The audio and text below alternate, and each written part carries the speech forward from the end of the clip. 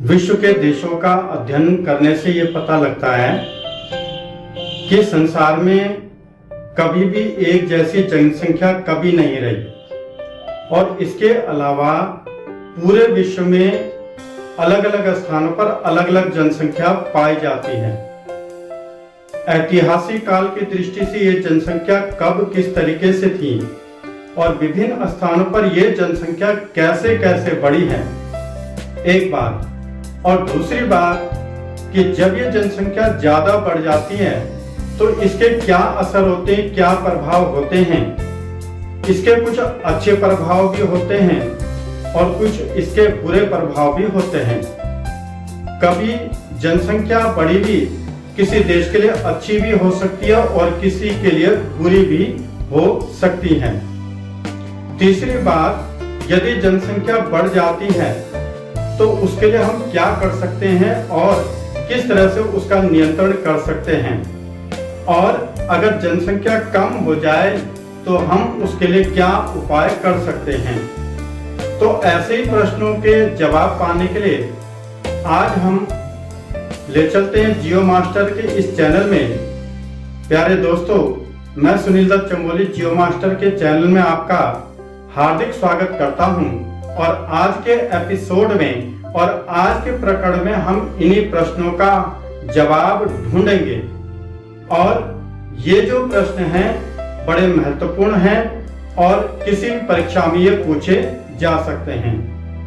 प्यारे दोस्तों, एक लंबे समय के बाद मैं आपसे मिल रहा हूं। इसका वजह यह है कि पारिवारिक अस्वस्थता के कारण आपके बीच में उपलब्ध नहीं हो सका, तो इसके लिए मैं आपसे माफी चाहता हूं और आपके लिए विलंब हुआ। लेकिन मेरा प्रयास रहेगा कि आपको मैं सही तरीके से सही सूचना के साथ में वीडियो उपलब्ध करा पाऊं। इससे पहले मैंने जितने वीडियोस दिए हैं उन वीडियोस के आई बटन पे भी मैंने लिंक दे रखा है और इसके अलावा डिस्क्रिप्शन बॉक्स में भी लिंक दिया हुआ है, आप उन वीडियो को देख सकते हैं। तो चलिए आज फिर हम कुछ नया सीखते हैं। विश्व जनसंख्या वितरण, वृद्धि और घनत्व।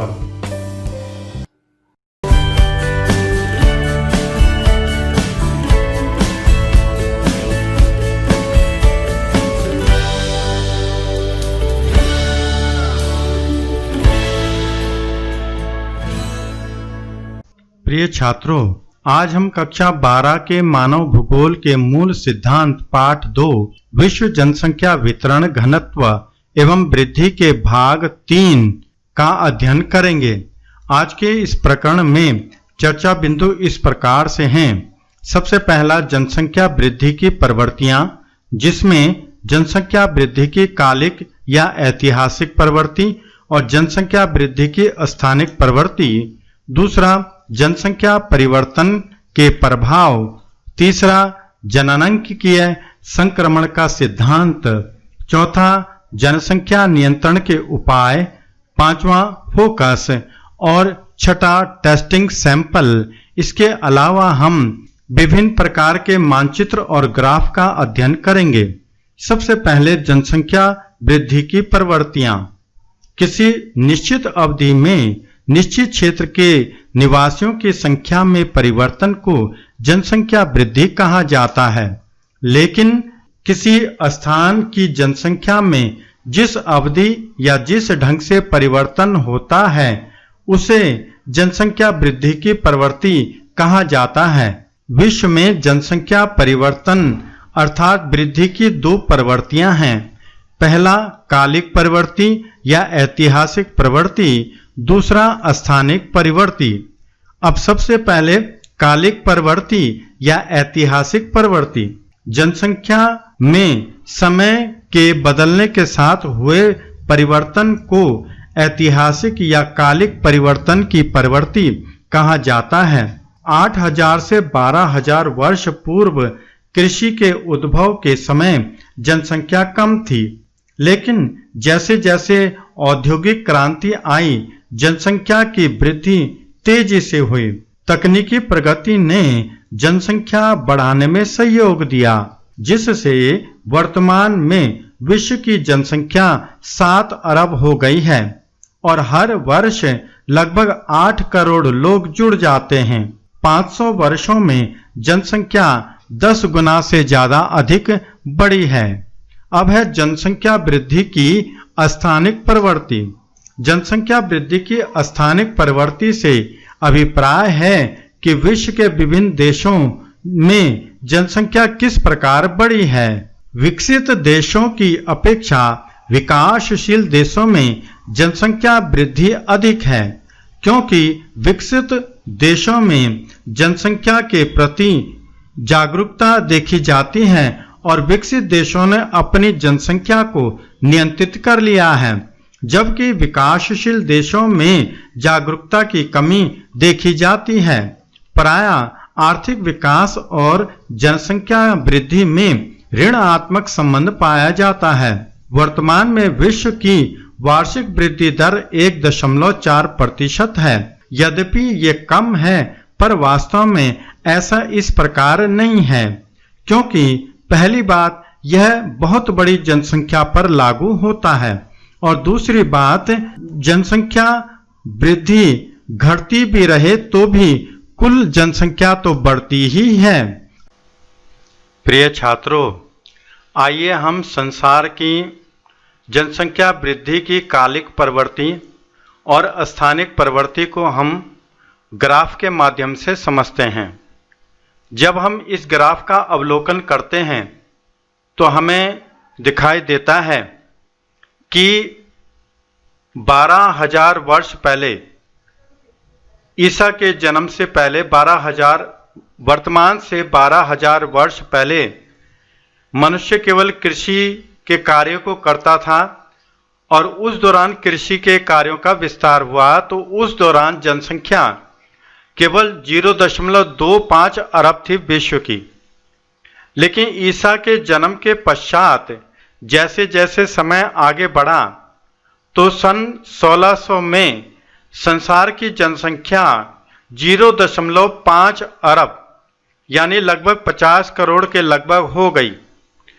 लेकिन 1700 से 1800 के मध्य में जैसे ही अन्य यूरोपीय राष्ट्रों ने नए नए स्थानों की, नए नए विश्व के स्थानों की खोज की, तो उस दौरान विश्व की जो जनसंख्या है लगभग 1 अरब के करीब हो गई और 1800 से 1900 वर्ष पहले वर्तमान से जैसे ही संसार में औद्योगिकरण आया, वैसे ही संसार की जनसंख्या लगभग 2 अरब हो गई और 1900 से सन 2000 में जैसे जैसे परिवहन का विकास हुआ, वैसे ही विश्व की जनसंख्या 3 अरब के करीब हो गई और जैसे जैसे सफाई और चिकित्सा पर ज़्यादा ध्यान दिया गया और लोगों का आर्थिक जीवन स्तर सुधरने लगा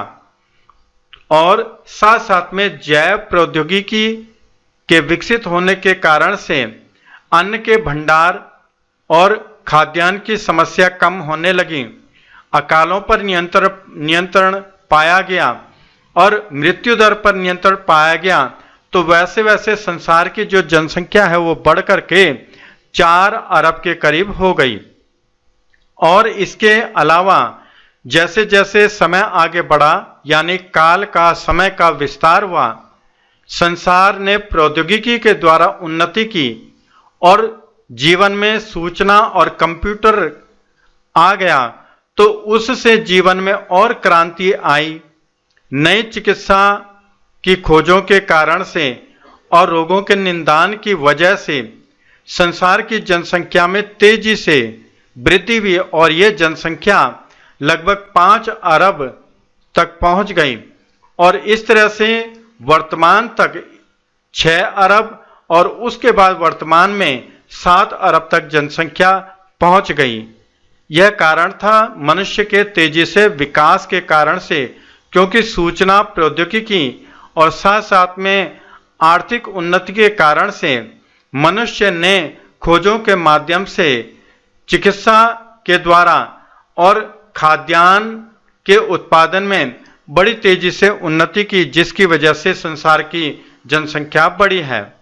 अब दूसरी तरफ हम ग्राफ में देखते हैं कि सन 1830 के लगभग विश्व की जनसंख्या 1 अरब थी और सन 1930 में लगभग 100 वर्षों में यह 2 अरब हो गई और सन 1960 में लगभग 30 वर्ष में यह 3 अरब हो गई और 1975 यानी 15 वर्ष में यह लगभग 4 अरब के करीब हो गई।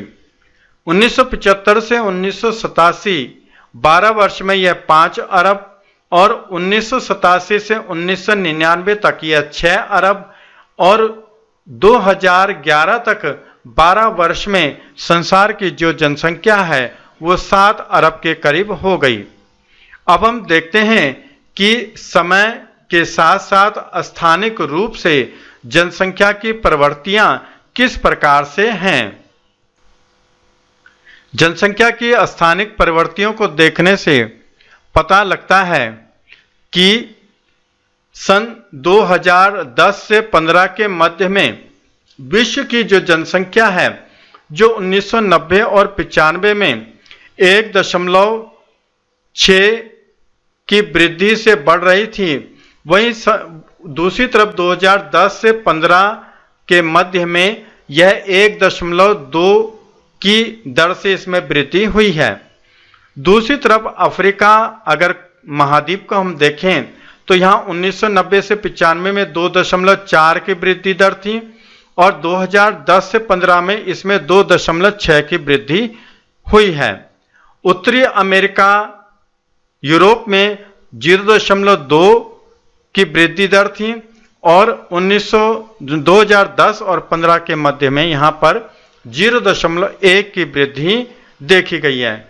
दूसरी तरफ उत्तर अमेरिका में और लैटिन अमेरिका और कैरेबियन द्वीप समूह में 1.4 की वृद्धि दर थी सन 1990 और 95 में, वहीं यह 2010 और 15 में 0.8% हो गई। एशिया की बात करें तो यहाँ पर 1990 और 95 में यह 1.7 की वृद्धि दर थी और 2010 और 15 में यह 1.1 की वृद्धि दर हो गई। दूसरी तरफ ओशेनिया यानी ऑस्ट्रेलिया, न्यूजीलैंड और फिजी जो द्वीप समूह हैं, इन जगहों पर 1990 और 95 में 1.5 की वृद्धि दर थी और दूसरी तरफ 2010 और 15 में इसकी वृद्धि दर वहीं स्थिर रही 1.5 थी। आइए जनसंख्या की वृद्धि के स्थानिक प्रारूप को हम विकसित देश और अविकसित देशों की श्रेणी में भी इसका अध्ययन करते हैं। यदि हम विकसित और विकासशील देशों का अध्ययन करें और उसकी तुलना करें कि विकसित देश और विकासशील देशों में जनसंख्या वृद्धि दर में कितना अंतर है, तो अगर हम 2010 और 15 की बात करें तो ऑस्ट्रेलिया में यहाँ पर 1.2% की वृद्धि दर थी, कनाडा में 1.0, यूएसए में 0.7 और जापान में ऋण यानी घटा -0.1% थी। फ्रांस में यह 2010 से 15 के मध्य में 0.5 और जर्मनी में 0.1, यूके में 0.6 और डेनमार्क में 0.4% की वृद्धि दर देखी गई। अब हम बात करते हैं विकासशील देशों में। सबसे पहले घाना में 2010 और 15 के दौरान 2.4% थी और पाकिस्तान में 2.1, सूडान में 2.2, इजिप्ट में 2.2, भारत में यह 1.3, टर्की में 1.7, इंडोनेशिया में 1.3 और चीन में 0.5। दोनों के आंकड़ों को जब हम देखते हैं तो विकसित देशों में, विकसित राष्ट्रों में 2010 से 15 के मध्य में जो जनसंख्या की वृद्धि दर है वो बेहद कम रही है। यहाँ तक कि जापान का अगर हम जिक्र करें, जापान और डेनमार्क, यहाँ और यूके में जनसंख्या का जो प्रतिशत है वो बहुत तेजी से गिरा है। इसके अलावा फ्रांस में भी और अमेरिका में भी जो जनसंख्या की जो वृद्धि दर है वो तेजी से गिरी है। अब हम विकासशील देशों की बात करें तो यहां पर 2.4, पाकिस्तान में 2.1, घाना में 2.4, इन राष्ट्रों में पूरे विकासशील जो राष्ट्र हैं इनमें जनसंख्या की जो वृद्धि दर है वो विकसित देशों की अपेक्षा ज्यादा है। 2010 से 15 में भारत में खासतौर से और चीन में और इंडोनेशिया में खासतौर से चीन में 0.5 की जो वृद्धि दर है ये देखी गई है। इन दोनों आंकड़ों से यह पता लगता है कि विकसित देशों ने जहां 2010 और 15 में अपनी जनसंख्या को तेजी से नियंत्रित किया है, इसके विपरीत जहां विकासशील राष्ट्रों ने जैसे जैसे आर्थिक उन्नति की है, तकनीकी में उन्नति की है, वैसे वैसे भी आर्थिक उन्नति के साथ उन्होंने अपनी जनसंख्या को तेजी से नियंत्रित किया है। यही इसी से पता लगता है कि आर्थिक उन्नति और जनसंख्या की वृद्धि में ऋणात्मक संबंध होते हैं, क्योंकि आर्थिक उन्नति के साथ व्यक्ति जागरूक होता है और अपने भोग और विलासिता और जीवन की उन्नति को महत्वपूर्ण मानता है और इसलिए वह जनसंख्या के ज्यादा भार के प्रति भी सजग और जागरूक होता है और जनसंख्या की वृद्धि को नियंत्रित करता है। आइए हम जनसंख्या की इस वृद्धि को विश्व के मानचित्र में समझते हैं। विश्व का मानचित्र देखने से पता लगता है कि उसके अगर हम की को देखें, यहां संकेतांक और की को देखें तो यहां पर जिन जगहों पर ज्यादा जनसंख्या वृद्धि दर है यानी 3 से 4 जनसंख्या वृद्धि दर है, अगर हम देखें तो यहां पर दक्षिणी पूर्व जो एशिया है, यहां दक्षिणी पूर्व एशिया के जो देश हैं सऊदी अरब, ईरान, इराक और अफ्रीका का जो कॉन्टिनेंट है, यहां पर सबसे ज्यादा 3 से 4% की वृद्धि देखी जाती है। दूसरी तरफ जिन स्थानों पर 2 से 3% की वृद्धि है वो है दक्षिण अमेरिका के जो देश हैं यानी उरुग्वे, पैराग्वे आदि और मैक्सिको, इसके अलावा भारत और मंगोलिया, मेडागास्कर ऐसे जो कंट्री हैं और साथ साथ में जावा, सुमात्रा, इन कंट्रीज में 2 से 3% की वृद्धि दर देखी जाती है। अब हम बात करते हैं 1 से 2% जिन राष्ट्रों में पाया जाता है वो है संयुक्त राज्य अमेरिका, इसके अलावा ब्राजील, अर्जेंटीना, ऑस्ट्रेलिया, चाइना, ये ऐसे राष्ट्र हैं कि जहां पर 1 से 2% की वृद्धि जनसंख्या की देखी गई है। अब हम बात करते हैं कि ऐसे स्थान कौन से हैं जहां पर 1% से भी कम की जनसंख्या वृद्धि दर रही है। वो है कनाडा और इसके अलावा यूरोप, जो हमारा पश्चिमी यूरोप है, और रशिया, रूस का संपूर्ण भाग, इधर जापान और इसके साथ साथ में न्यूजीलैंड द्वीप समूह, ओशनिया द्वीप समूह में जनसंख्या कम देखी गई है। तो इस प्रकार से विश्व के मानचित्र से हमें पता लगता है कि विश्व में अधिकतर राष्ट्र ऐसे हैं जिन्होंने अपनी जनसंख्या को नियंत्रित कर लिया। बढ़ी हुई जनसंख्या के क्या प्रभाव होते हैं? किसी विकासशील अर्थव्यवस्था में जनसंख्या की वृद्धि होती है और यह वृद्धि किसी देश के लिए लाभकारी भी हो सकती है और हानिकारक भी हो सकती है। लेकिन बढ़ती जनसंख्या के कारण समस्याएं भी जन्म लेती हैं, किसी स्थान की जनसंख्या परिवर्तन के प्रभाव दो प्रकार के होते हैं, एक सकारात्मक प्रभाव और दूसरा नकारात्मक प्रभाव। सबसे पहले नकारात्मक प्रभाव। पहली बात, जनसंख्या के द्वारा संसाधनों का ह्रास भी होता है। दूसरा, पर्यावरण का निम्नीकरण जनसंख्या वृद्धि से होता है। तीसरा, गंदगी, महामारी, रोग जैसी दशाएं भी बढ़ती जनसंख्या के कारण होती हैं। चौथा, विकास का कार्य भी कई बार अवरुद्ध हो जाता है। पांचवा, प्राकृतिक विपदाएं और युद्ध, ग्रह युद्ध इसके कारण होते हैं। अब सकारात्मक प्रभाव का जिक्र करते हैं। बढ़ती जनसंख्या के कारण जैविक पुनर्स्थापन होता है। दूसरा, आर्थिक विकास में जनसंख्या सहायक है। तीसरा, जननांक की गतिशीलता बढ़ती जनसंख्या के कारण ही संभव है। चौथा, श्रम की उपलब्धता भी जनसंख्या से ही होती है।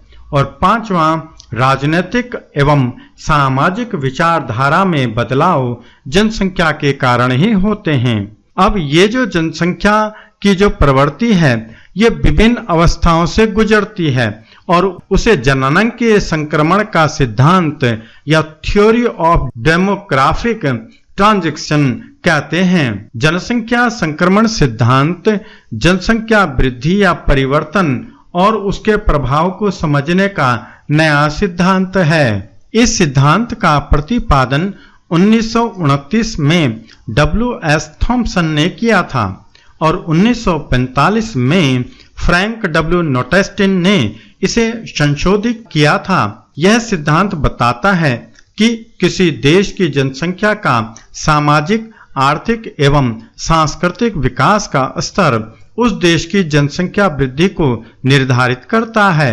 पिछड़ी अर्थव्यवस्था वाले देशों में ग्रामीण क्षेत्रों की जन्म दर और मृत्यु दर विकसित देशों की अपेक्षा अधिक होती है। अर्थात जैसे जैसे किसी क्षेत्र में ग्रामीण अर्थव्यवस्था उन्नति से नगरीय और औद्योगिक व साक्षर बनती है, वैसे वैसे उस देश में जननांकी प्रतिरूपों में अंतर आ जाता है। इस जनसंख्या संक्रमण के सिद्धांतों को विभिन्न अवस्थाओं से गुजरना पड़ता है। उसी चक्र को हम जनसंख्या चक्र या जनसंख्या संक्रमण कहते हैं। इन अवस्थाओं का वर्णन कुछ इस प्रकार से किया जा सकता है। फर्स्ट स्टेज, इस अवस्था में वे देश आते हैं जिनकी जन्म दर और मृत्यु दर दोनों ही उच्च हैं। दोनों ही दरें उच्च होने के कारण जनसंख्या वृद्धि नहीं के बराबर होती है। इन देशों की अर्थव्यवस्था कृषि पर निर्भर होती है और यदि जनसंख्या बढ़ जाती है तो अकाल, महामारियां, बाढ़ ऐसी जो अवस्थाएं हैं वो जनसंख्या को कम कर देती हैं। नाइजीरिया, इथोपिया, अफ्रीका के अधिकतर देश इसी श्रेणी में आते हैं। द्वितीय अवस्था, इस श्रेणी में वे देश आते हैं जिनकी जन्म दर अधिक है किंतु स्वास्थ्य संबंधी सुविधाओं के बढ़ जाने से मृत्यु दर में कमी हो गई है।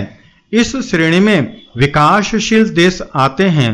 ऐसे देशों में कृषि के उत्तम साधन होते हैं तथा कृषि तकनीकी से अकाल, सूखे पर विजय प्राप्त कर अधिक उत्पादन किया जाता है। खनिज पदार्थों से तीव्र औद्योगिक विकास होता है।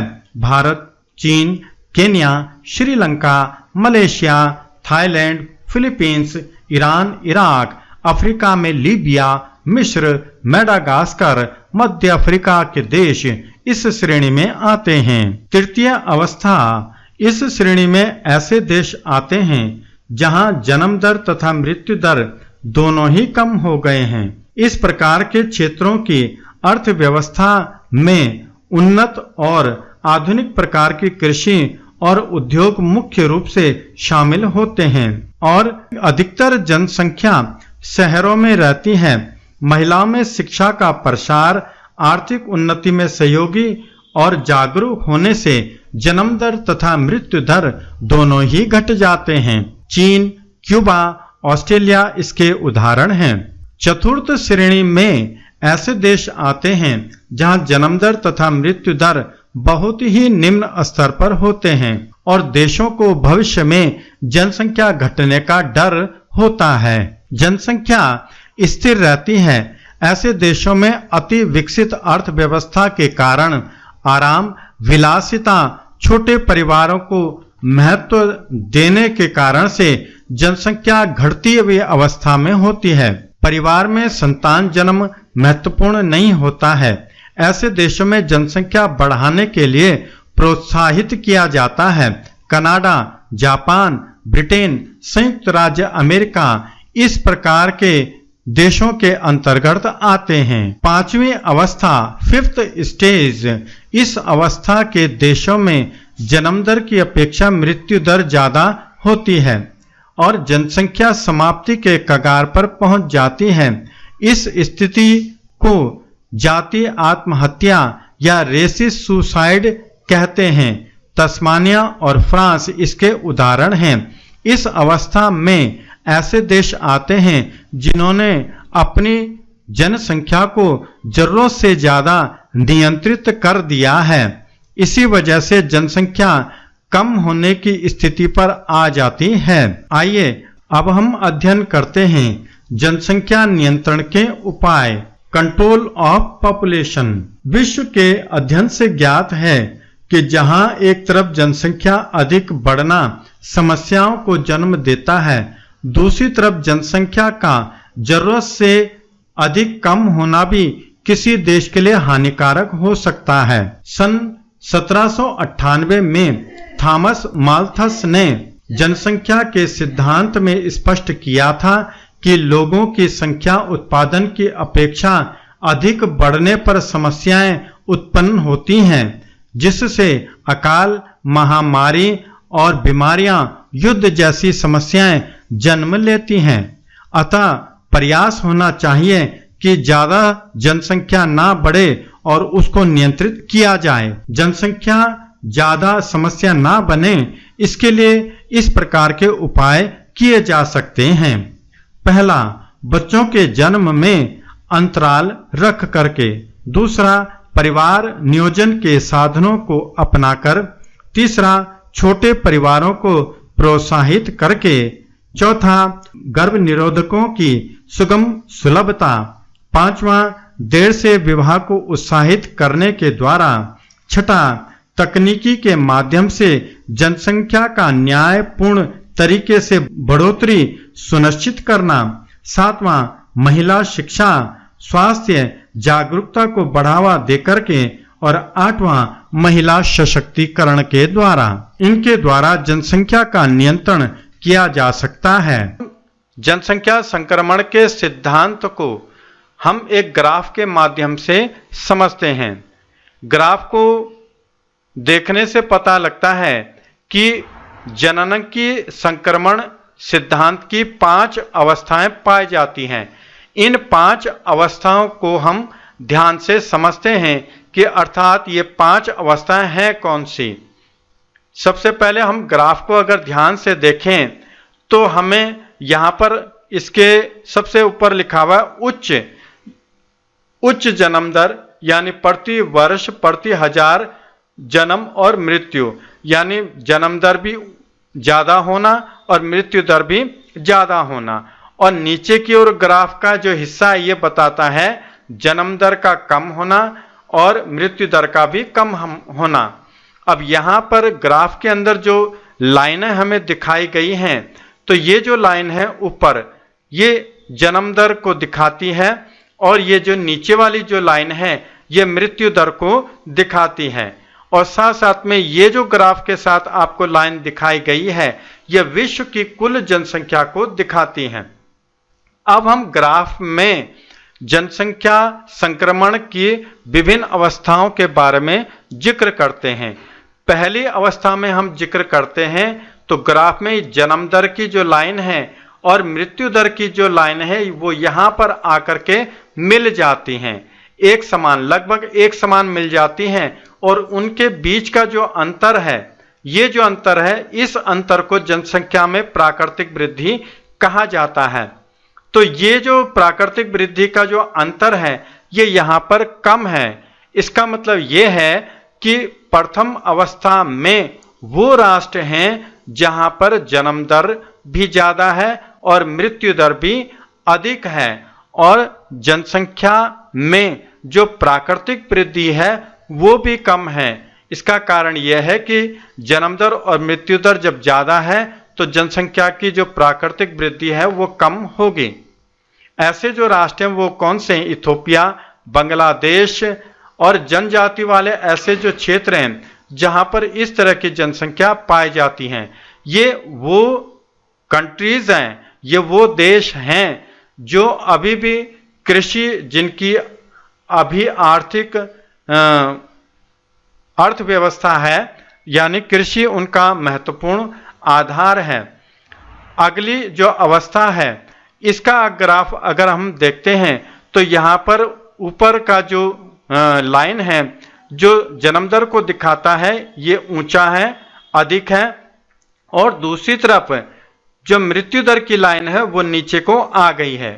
ये दिखाती है कि इस अवस्था के जो कंट्री हैं यहाँ पर जन्म दर तो ज़्यादा है लेकिन ऐसे कंट्री में मृत्यु दर कम हो गई है।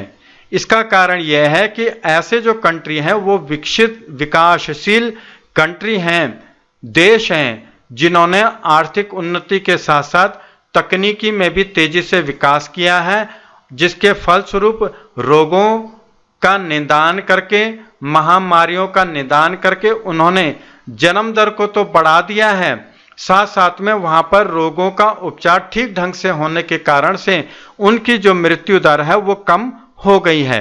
यही वजह है कि मृत्यु दर कम होने से लेकिन जो जन्म दर है वो अधिक होने से वहां की प्राकृतिक जो जनसंख्या है उसमें वृद्धि देखी जाती है।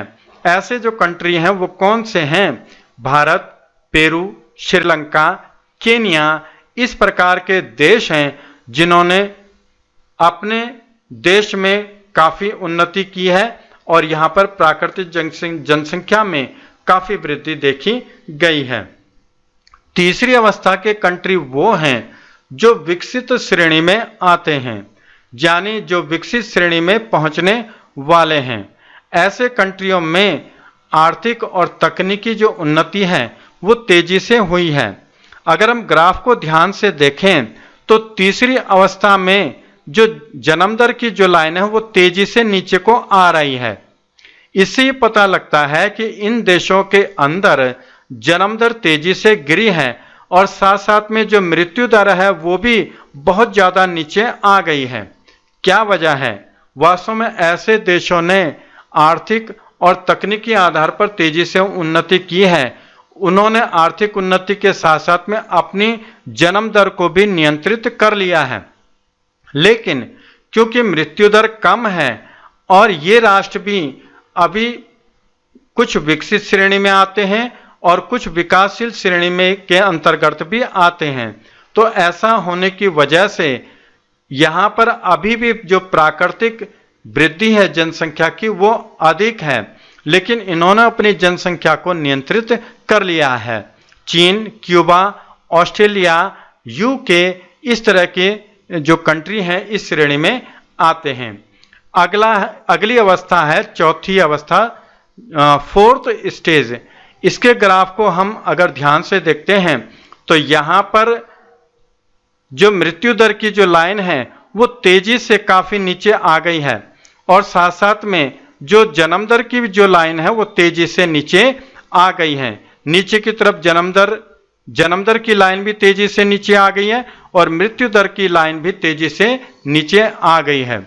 इसका अभिप्राय यह है कि इस श्रेणी में अति विकसित राष्ट्र आते हैं, देश आते हैं जिन्होंने अपने देश की अर्थव्यवस्था में बड़ी तेजी से तकनीकी सुधार किया है और जनसंख्या बड़ी तेजी से जागरूक हुई है। यहाँ के लोगों ने आर्थिक उन्नति के कारण से अपने जनसंख्या को तेजी से बहुत ज़्यादा नियंत्रित कर लिया है और इन राष्ट्रों की जो जनसंख्या है अब वो स्थिर रूप में आ गई है लगभग। यही वजह है कि जब यहाँ जन्म दर भी कम है और यहाँ पर मृत्यु दर भी कम है, ऐसे राष्ट्रों में स्थिर जनसंख्या की स्थिति देखी जाती है और ऐसे राष्ट्र अपने यहाँ जनसंख्या को बढ़ने को प्रोत्साहित करते हैं। ऐसे राष्ट्रों में कनाडा, जापान, संयुक्त राज्य अमेरिका और यूके ऐसे राष्ट्र हैं जहां पर इस तरह की स्थिति देखी जाती है। अगली अवस्था पांचवी अवस्था है। इस पांचवी अवस्था में ऐसे राष्ट्र आते हैं जहां पर जन्म दर बहुत ज़्यादा कम है या फिर जन्म दर तेजी से गिर गई है और मृत्यु दर भी तेजी से गिरी है। जन्म दर यानी नई संतानों का जन्म नहीं हो रहा है लेकिन मृत्यु दर कायम है। इसकी वजह से क्या हो गया है कि यहाँ पर जो जनसंख्या है, जो बची हुई जनसंख्या है, वो तेजी से घट रही है और ऐसे में देश के अंदर मानव संसाधन की तेजी से कमी होने लगी है और इस अवस्था को रेसिस सुसाइड की अवस्था भी कहा जाता है। तो मुझे उम्मीद है ये ग्राफ आपको समझ में आ गए होंगे। आइए अब जिक्र करते हैं फोकस का। सबसे पहला, जनसंख्या परिवर्तन की दो प्रवृत्तियां हैं, ऐतिहासिक प्रवृत्ति और कालिक प्रवृत्ति। दूसरा, संसाधनों का ह्रास, पर्यावरण निम्नीकरण, गंदगी, महामारी, जनसंख्या परिवर्तन के नकारात्मक प्रभाव हैं। तीसरा, जैविक पुनर्स्थापन, आर्थिक विकास, श्रम की उपलब्धता, जननांक की गतिशीलता, जनसंख्या के सकारात्मक प्रभाव हैं। चौथा, ग्रामीण अर्थव्यवस्था का औद्योगिक अर्थव्यवस्था में या नगरीय अर्थव्यवस्था में बदलना जननांकीय संक्रमण कहलाता है। पांचवा, जननांकीय संक्रमण सिद्धांत का प्रतिपादन 1929 में W.S. थॉम्सन ने किया था। छठा, किसी देश में मृत्यु दर अधिक होना या जनसंख्या ज्यादा घट जाने की स्थिति को रेसिस सुसाइड, जाति आत्महत्या कहते हैं। सातवां, थॉमस माल्थस के द्वारा 1798 में जनसंख्या सिद्धांत प्रस्तुत किया गया था। आठवां, परिवार नियोजन, तकनीकी, गर्भ निरोधक, महिला शिक्षा आदि जनसंख्या रोकने के, जनसंख्या नियंत्रण के उपाय हैं। आइए अब हम अध्ययन करते हैं टेस्टिंग सैंपल का। प्रश्न नंबर 1, जनसंख्या परिवर्तन की दो सकारात्मक प्रभाव बताओ। प्रश्न नंबर 2, जनसंख्या परिवर्तन के दो नकारात्मक प्रभाव बताइए। प्रश्न नंबर 3, जनसंख्या संक्रमण सिद्धांत का प्रतिपादन किसने किया था। प्रश्न नंबर 4, जनसंख्या संक्रमण का क्या अभिप्राय है। प्रश्न नंबर 5, जनसंख्या संक्रमण की अवस्थाओं का ग्राफ सहित वर्णन कीजिए। प्रश्न नंबर 6, जनसंख्या नियंत्रण के उपायों का वर्णन कीजिए। प्रिय दोस्तों, आशा है आज आपको ये वीडियो बहुत पसंद आया होगा। अगर पसंद आया है तो लाइक कीजिए और पसंद नहीं आया तो डिसलाइक कीजिए, लेकिन आप अपने कमेंट मेरे इस चैनल पर जरूर करें। उम्मीद है आपको आज का ये प्रकरण समझ में आया होगा। आप ज़्यादा से ज़्यादा इसको शेयर करने का प्रयास करें। इसके अलावा इंस्टाग्राम में, फेसबुक में और ट्विटर पर भी मैंने ये वीडियो के लिंक दिए हुए हैं और इससे रिलेटेड सामग्री आपको दी हुई है। आप वहां पर भी जाकर के इसका अवलोकन कर सकते हैं। तो उम्मीद है आपको ये वीडियोस जो आपको ट्यूटोरियल भेजे जा रहे हैं आपको पसंद आ रहे होंगे, आप इनका अध्ययन कर रहे होंगे। आपका दिन शुभ हो, आप उन्नति करें। Have a nice day, God bless you, happy viewing and happy teaching. Thank you.